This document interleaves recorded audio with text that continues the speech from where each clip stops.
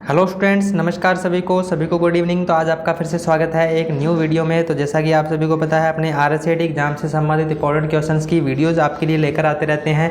तो आज भी अपने आरएसएटी एग्जाम से संबंधित इंपॉर्टेंट क्वेश्चंस की वीडियो आपके लिए लेकर आए हैं। तो इस वीडियो के अंदर अपने लगभग 35 एमसीक्यूज के बारे में डिस्कस करने वाले हैं, जो कि प्रीवियस आरएसएटी एग्जाम में यानी जो क्वेश्चन पूछे गए हैं उन्हीं क्वेश्चन को आज की इस वीडियो के अंदर शामिल किया जाएगा।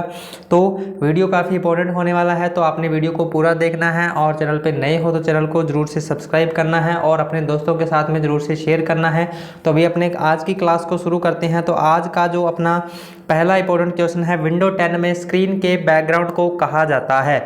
विंडो 10 में स्क्रीन के बैकग्राउंड को क्या कहा जाता है? तो ये आपको जल्दी से जल्दी कमेंट करके बताना है। जिन विद्यार्थियों को आंसर पता होता है उन्होंने आंसर कमेंट करके जरूर से बताना है। और आपके 35 में से कितने क्वेश्चन सही हुए हैं तो इसका फीडबैक भी आपने कमेंट करके जरूर से देना है।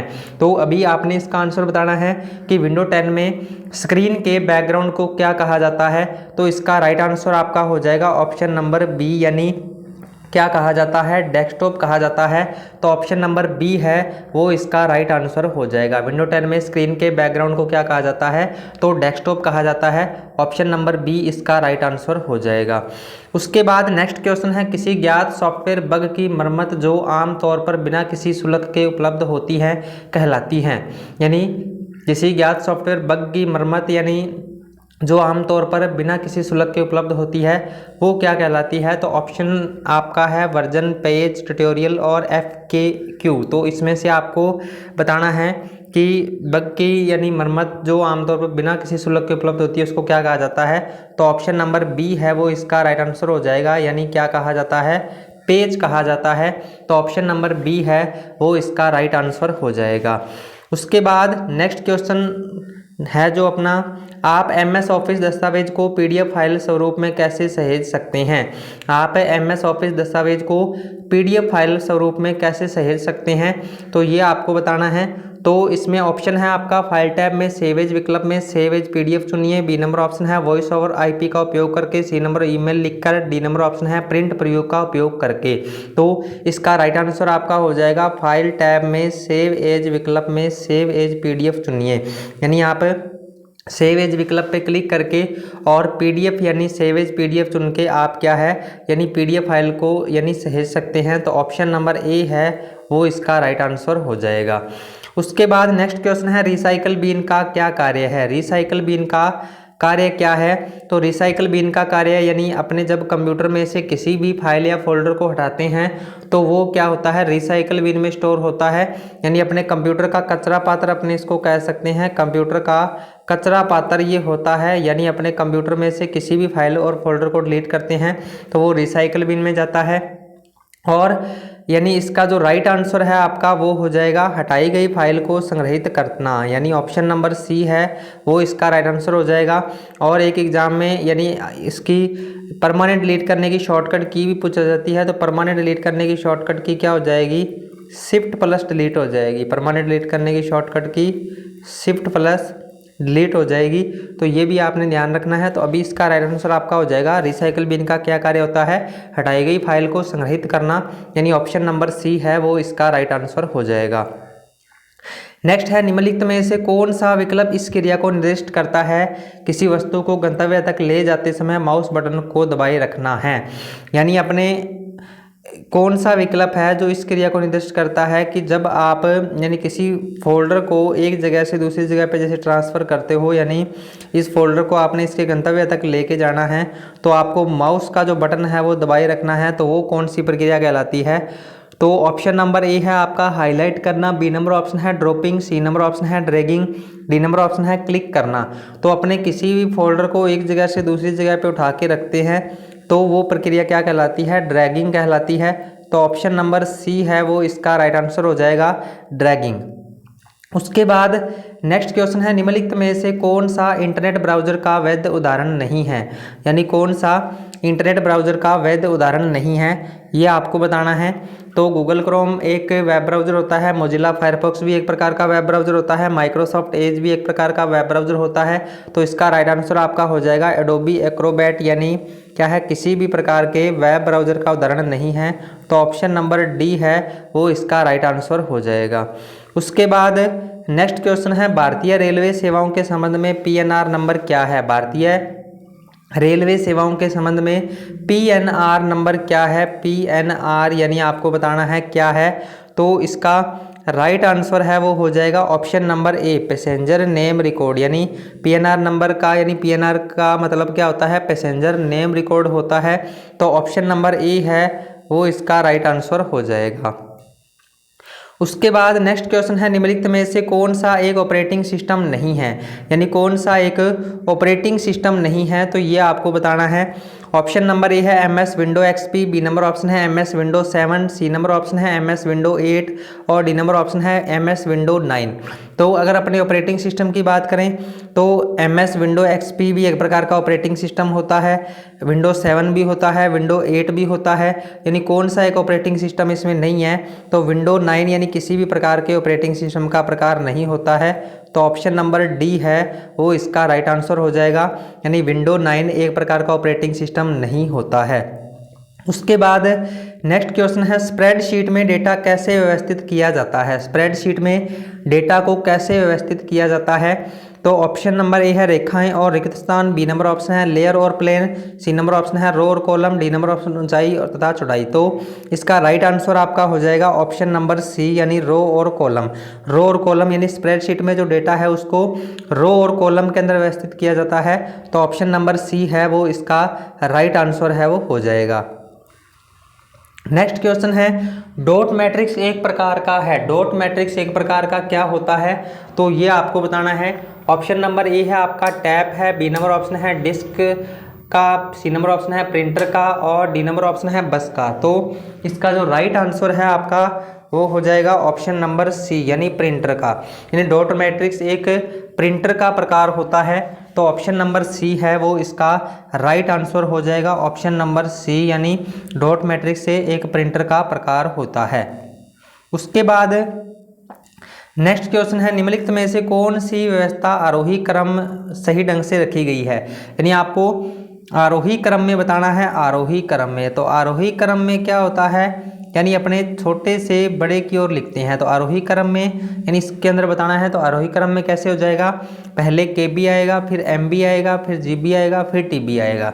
यानी ऑप्शन नंबर ए है वो इसका राइट आंसर हो जाएगा। और इसी प्रकार एक अवरोही क्रम का भी पूछ सकता है। अवरोही क्रम, अवरोही क्रम। तो अवरोही क्रम में क्या होता है? बड़े से छोटे की ओर होता है, यानी इसमें बड़े से छोटे की ओर होता है। तो इसमें कैसे हो जाएगा? पहले TB आएगा, फिर GB आएगा, फिर MB आएगा, फिर KB आएगा। तो अभी इसमें आरोही क्रम का पूछा गया है। तो ऑप्शन नंबर ए है वो इसका राइट आंसर हो जाएगा। नेक्स्ट क्वेश्चन है, MS वर्ड में हाइपरलिंक के बारे में कौन सा कथन सत्य नहीं है? यानी कौन सा कथन सत्य नहीं है, ये आपको बताना है। ऑप्शन नंबर ए है हाइपरलिंक का उपयोग केवल मौजूदा वेब पेज के लिए लिंक बनाने के लिए किया जा सकता है, न कि आपके कंप्यूटर पर किसी भी मौजूदा फाइल के लिए। बी नंबर ऑप्शन, इसमें वर्ड डॉक्यूमेंट में हाइपरलिंक बनाने की शॉर्टकट की Ctrl+K है। सी नंबर ऑप्शन, इससे वर्ड डॉक्यूमेंट में इंसर्ट टैब का उपयोग करके बनाया जा सकता है। और डी नंबर ऑप्शन है, इस दस्तावेज में रखे विकल्प का उपयोग वर्तमान दस्तावेज में लिंक को संदर्भित करने के लिए किया जाता है। तो ऑप्शन नंबर ए है वो इसका राइट आंसर हो जाएगा।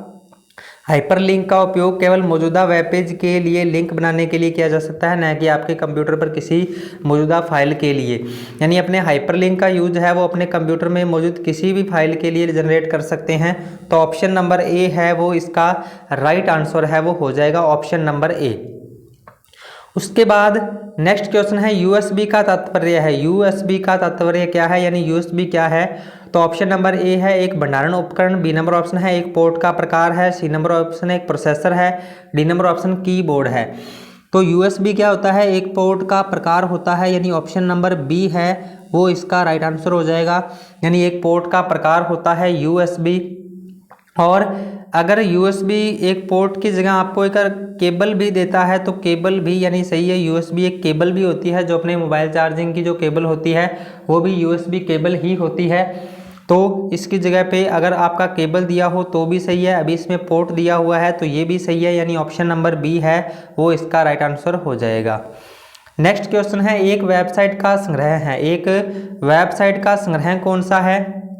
ऑप्शन नंबर है ग्राफिक्स, बी नंबर ऑप्शन है एल्गोरिथम, सी नंबर ऑप्शन है प्रोग्राम्स, डी नंबर ऑप्शन है वेब पेज। तो इसका राइट आंसर आपका हो जाएगा ऑप्शन नंबर डी यानी वेब पेज। वेब पेज यानी ऑप्शन नंबर डी है वो इसका राइट आंसर हो जाएगा। नेक्स्ट क्वेश्चन है, खालिस्तान एक विशेष दृश्य और श्रव्य प्रभाव है जिसमें पावर पॉइंट में टेक्स्ट या सामग्री पर लागू किया जा सकता है। यानी ये कौन सा दृश्य और श्रव्य प्रभाव है जिसे पावर पॉइंट में किसी टेक्स्ट या सामग्री पर लागू किया जा सकता है? तो ऑप्शन नंबर ए है एनिमेशन, बी नंबर ऑप्शन है text wrap, C number option है mail merge, D number option है प्रीव्यू। तो इसका राइट आंसर आपका हो जाएगा एनिमेशन, यानी एनिमेशन ऑप्शन नंबर ए है वो इसका राइट आंसर हो जाएगा। नेक्स्ट क्वेश्चन है, निम्नलिखित में से कौन सा एक ईमेल सेवा प्रदाता नहीं है? यानी कौन सा एक ईमेल सेवा प्रदाता नहीं है? तो ऑप्शन नंबर ए है हॉटमेल, बी नंबर ऑप्शन है बिंग, सी नंबर ऑप्शन है आउटलुक, डी नंबर ऑप्शन है जीमेल। तो इसमें से कौन सा एक ईमेल सेवा प्रदाता नहीं है? तो ऑप्शन नंबर बी है वो इसका राइट आंसर हो जाएगा, यानी बिंग। यानी गूगल, बिंग और याहू यानी ये तीनों के तीनों क्या होते हैं? सर्च इंजन होते हैं, यानी ऑप्शन नंबर बी है वो इसका राइट आंसर हो जाएगा। बाकी हॉटमेल हो गया, आउटलुक हो गया और जीमेल हो गया, यानी तीनों के तीनों ईमेल सेवा प्रदाता होते हैं। तो ऑप्शन नंबर बी इसका राइट आंसर हो जाएगा। नेक्स्ट क्वेश्चन है, माइक्रोसॉफ्ट ऑफिस पिक्चर मैनेजर है। माइक्रोसॉफ्ट ऑफिस पिक्चर मैनेजर क्या है? तो ऑप्शन नंबर ए है मूल तस्वीर प्रबंध सॉफ्टवेयर है, बी नंबर ऑप्शन एक आवेदन जो स्कैन के लिए दस्तावेजों को संपादित करने में सहायता करता है, सी नंबर ऑप्शन एक स्कैनिंग और OCR आवेदन, डी नंबर ऑप्शन है इनमें से कोई नहीं। तो इसका राइट आंसर आपका हो जाएगा ऑप्शन नंबर ए, यानी मूल तस्वीर प्रबंध सॉफ्टवेयर होता है ये। तो ऑप्शन नंबर ए है वो इसका राइट आंसर हो जाएगा। नेक्स्ट क्वेश्चन है, VGA केबल में कितने पिन मिलते हैं? VGA केबल में कितने पिन मिलते हैं तो ये आपको बताना है।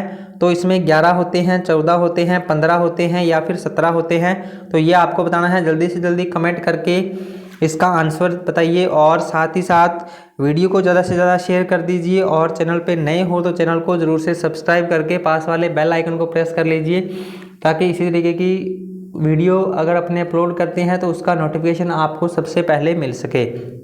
तो आपको बताना है कि VGA केबल में कितने पिन मिलते हैं। तो ऑप्शन नंबर सी है वो इसका राइट आंसर हो जाएगा। ऑप्शन नंबर सी यानी VGA केबल में कितने पिन मिलते हैं तो टोटल 15 पिन्स मिलते हैं। तो ऑप्शन नंबर सी है वो इसका राइट आंसर हो जाएगा। नेक्स्ट है, किस में से एक CD DVD की एक सामान्य प्रचलित क्षमता नहीं है? यानी किस में से CD और DVD की एक सामान्य प्रचलित क्षमता नहीं है, यह आपको बताना है। ऑप्शन नंबर ए है 630 MB, बी नंबर ऑप्शन है 4.7 GB, सी नंबर ऑप्शन है 9.4 GB, डी नंबर ऑप्शन है 13 GB। तो इसका राइट आंसर हो जाएगा, यानी CD DVD की एक सामान्य प्रचलित क्षमता कौन सी नहीं है? तो 13 GB नहीं है। तो ऑप्शन नंबर डी है वो इसका राइट आंसर हो जाएगा। नेक्स्ट क्वेश्चन है, विंडो 10 में यूजर एक से अधिक यूजर अकाउंट बना सकता है या नहीं? तो विंडो 10 में यूजर जो है वो एक से अधिक यूजर अकाउंट बना सकता है या नहीं बना सकता, ये आपको बताना है। जल्दी से जल्दी कमेंट करके बताइए कि एक यूजर अकाउंट है वो एक से अधिक यूजर अकाउंट है जो बना सकता है या नहीं बना सकता है।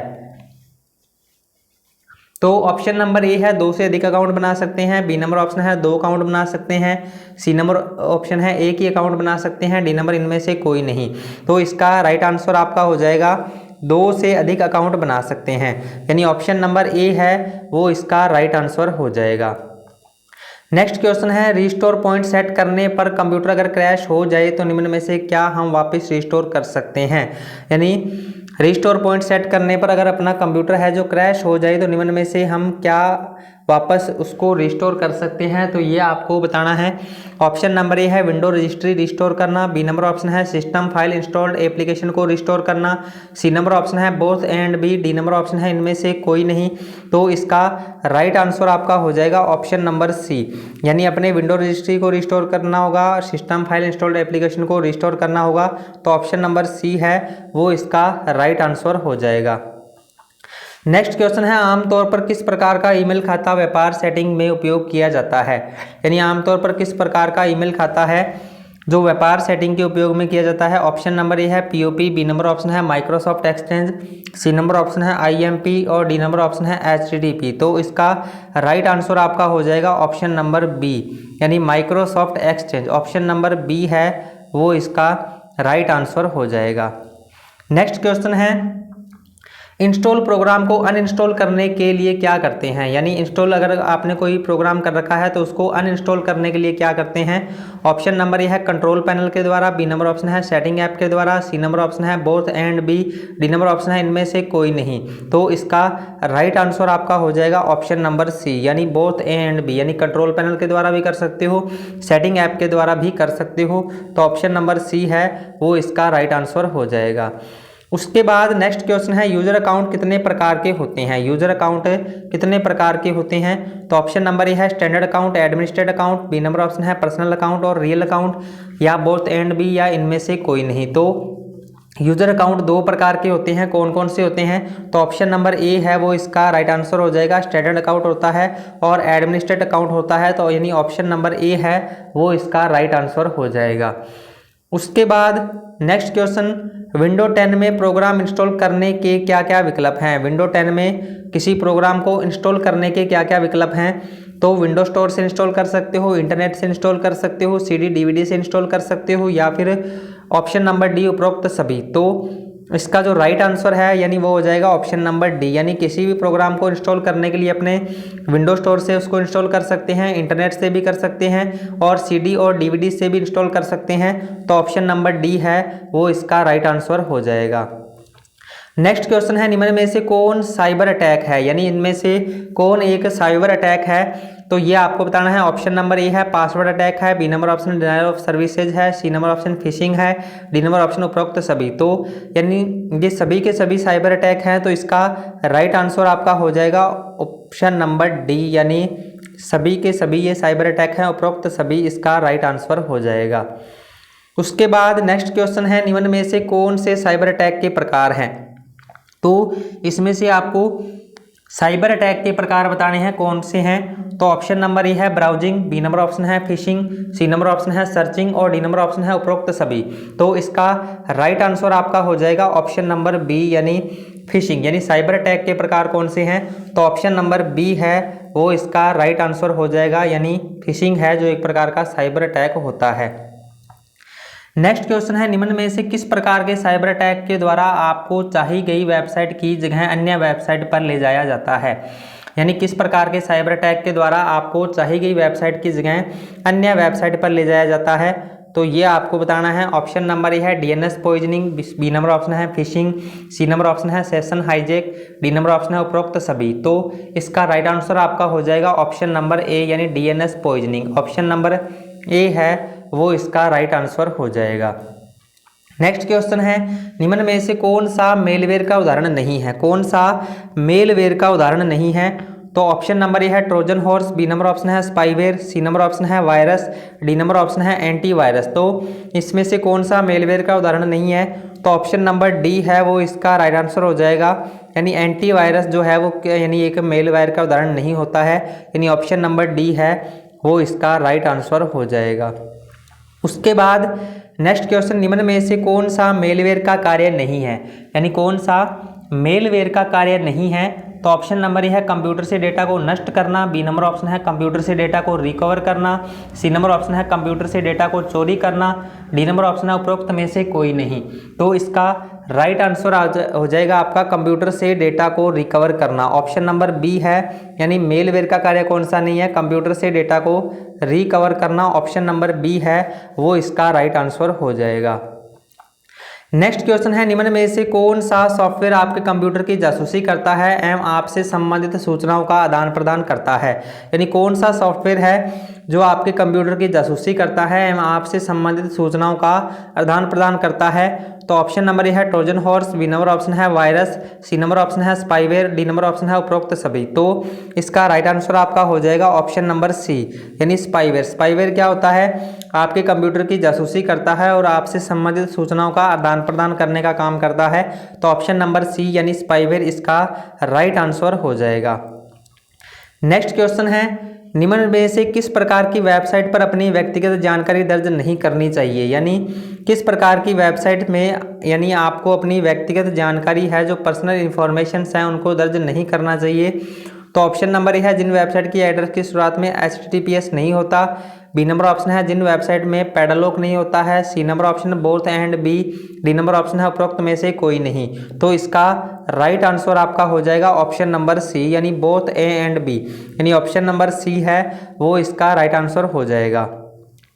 नेक्स्ट क्वेश्चन है, किस प्रकार के साइबर अटैक में आपसे आपकी जानकारी मांगी जाती है, जैसे आपके पासवर्ड, नाम, जन्मतिथि, पिन आदि। यानी किस प्रकार के पासवर्ड साइबर अटैक में आपसे आपकी जानकारी मांगी जाती है, जैसे कि आपका पासवर्ड हो गया, नाम हो गया, जन्मतिथि, पिन आदि। यानी तो वो आपको बताना है। ऑप्शन नंबर ए है mail wiring, B number option है denial of services, C number option है पासवर्ड अटैक और डी नंबर ऑप्शन है इनमें से कोई नहीं।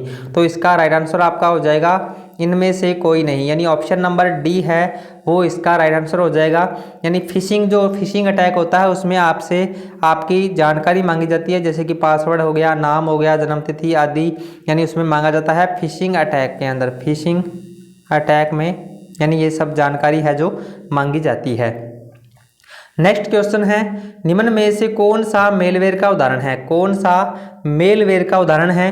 तो ऑप्शन नंबर ए है स्पाईवेयर, बी नंबर ऑप्शन है वायरस, सी नंबर ऑप्शन है Trojan horse, D number option है उपरोक्त सभी।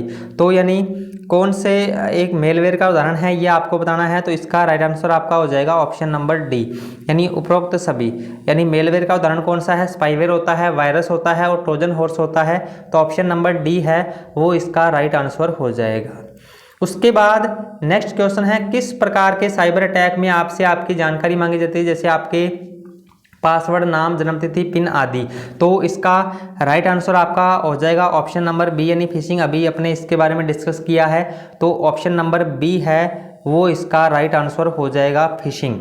तो ये थे आज के कुछ इंपॉर्टेंट क्वेश्चंस। तो आज की इस क्लास के अंदर अपने 35 MCQs के बारे में डिस्कस किया है और अपने RSAT एग्जाम में 35 क्वेश्चंस आते हैं और 35 में से अपने को लगभग 14 क्वेश्चंस हैं जो कि सही करने होते हैं। तो अपने अगर आप रेगुलर हमारी क्लासेज को ज्वाइन करते हो तो आपके 35 में से यानी लगभग 30 क्वेश्चंस हैं जो सही ज़रूर होंगे अगर आप रेगुलर हमारी क्लास को ज्वाइन करते हो, क्योंकि इसमें लगभग रिपीट क्वेश्चंस होते हैं रहते हैं और अपने प्रीवियस यानी जो क्वेश्चंस पूछे गए हैं उन्हीं क्वेश्चंस के ऊपर यानी अपने वीडियो डेली आपके लिए लेकर आते हैं। तो आपके इन 35 क्वेश्चंस में से कितने क्वेश्चन सही हुए हैं इसका फीडबैक आपने ज़रूर देना है और आपको ये वीडियो कैसी लगी ये भी आपने कमेंट करके ज़रूर बताना है। और चैनल पे नए हो तो चैनल को ज़रूर से आपने सब्सक्राइब करना है और अपने दोस्तों के साथ में शेयर करना है। तो अभी अपने क्लास से विदा लेते हैं, अपने मिलते हैं नेक्स्ट वीडियो में कुछ नए इंपॉर्टेंट क्वेश्चन के साथ। तब तक के लिए जय हिंद, जय भारत।